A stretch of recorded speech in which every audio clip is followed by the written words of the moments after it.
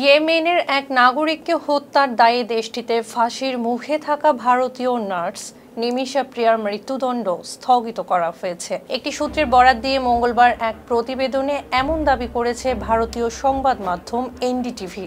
এতে বলা হয়, নিমিষা প্রিয়ার মৃত্যুদণ্ড বুধবার কার্যকর হওয়ার কথা ছিল, আর ভারত সরকার সোমবার দাবি করে যে তারা এই মৃত্যুদণ্ড ঠেকাতে তারা সীমার মধ্যে সবকিছু করেছে।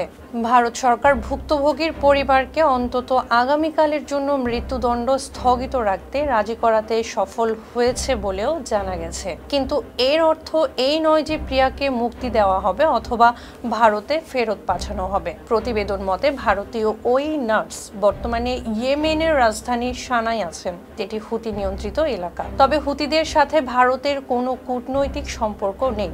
ভারত সরকার এই বিষয়ে সম্ভাব্য সব সহায়তা দিয়ে আসছে।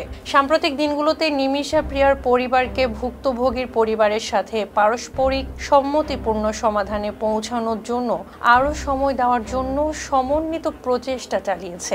সংবেদনশীলতা থাকা সত্ত্বেও ভারতীয় কর্মকর্তারা স্থানীয় কারা কর্তৃপক্ষ এবং প্রসিকিউটরের অফিসারের সাথে নিয়মিত যোগাযোগ রাখছিলেন, যার ফলে স্থগিতাদেশ নিশ্চিত করা সম্ভব হয়েছে। ছিলাম ইরিন আহমেদ। ফেস দ্য পিপলের সঙ্গে থাকার জন্য ধন্যবাদ।